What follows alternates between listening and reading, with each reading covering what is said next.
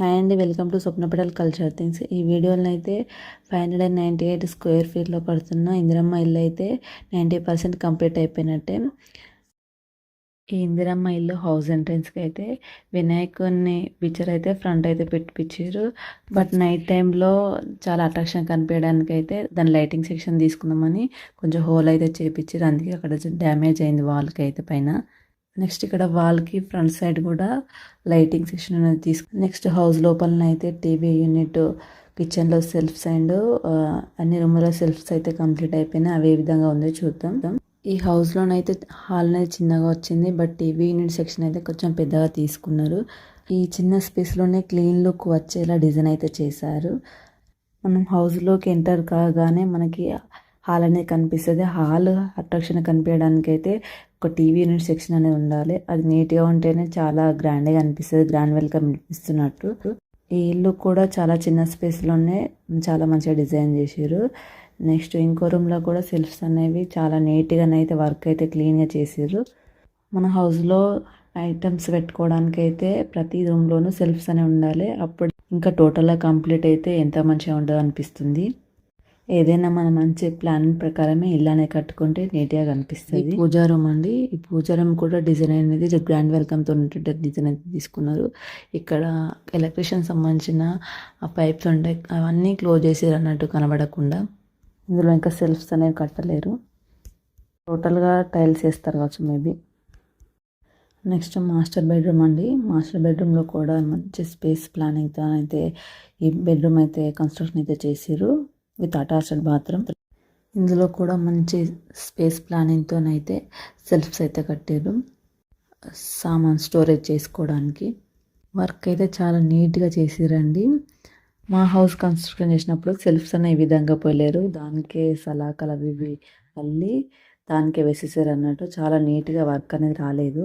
But ఇక్కడ వాళ్ళు already ముందుగానే ఎన్ని సెల్ఫ్స్ అవసరం ఉన్నాయి అవి ముందుగానే అరేంజ్ చేసుకొని సెల్ఫ్స్ అనేవి పోసి ఇటుకలతోనైతే కన్స్ట్రక్షన్ అయితే చేశారు. ఇలా చేసినైతే చాలా నీట్గా అనేది ఉంది వర్క్.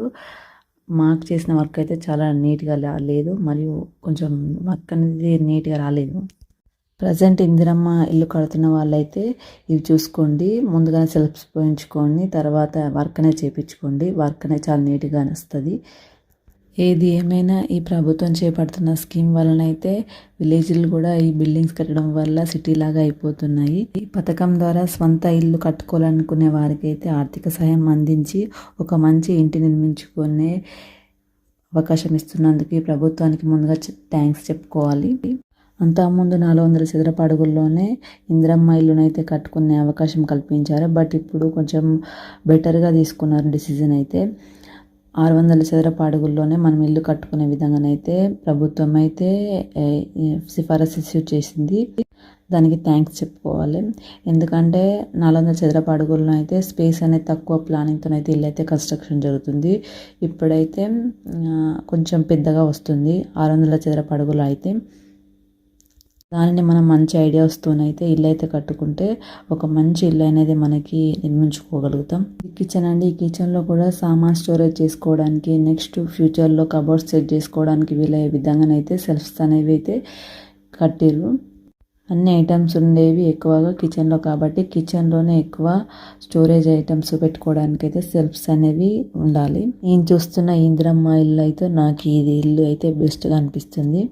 ఎందుకంటే మంచి స్పేస్ ప్లానింగ్తోనైతే కడుతురు, చాలా అట్రాక్షన్గా. మళ్ళీ ఇందిరమ్మ ఇల్లు ఇటుకలతో కట్టిన ఇల్లు కాదు, ఆశలతో కడుతున్న ఇల్లు అని చెప్పవచ్చు. ఎందుకంటే చాలామంది చాలా రోజుల నుంచి ఇల్లు కట్టుకోవాలని అనుకుంటారు, బట్ పాసిబుల్ కాక కట్టుకోలేకపోతారు. ఇప్పుడు ఈ ప్రభుత్వం తీసుకొచ్చిన స్కీమ్ ద్వారా అయితే వాళ్ళ యొక్క ఆశలన్నీ, డ్రీమ్స్ అన్నీ పాసిబుల్ ఇదండి 90% కంప్లీట్ అయిన ఇందిరమ్మ ఇల్లు.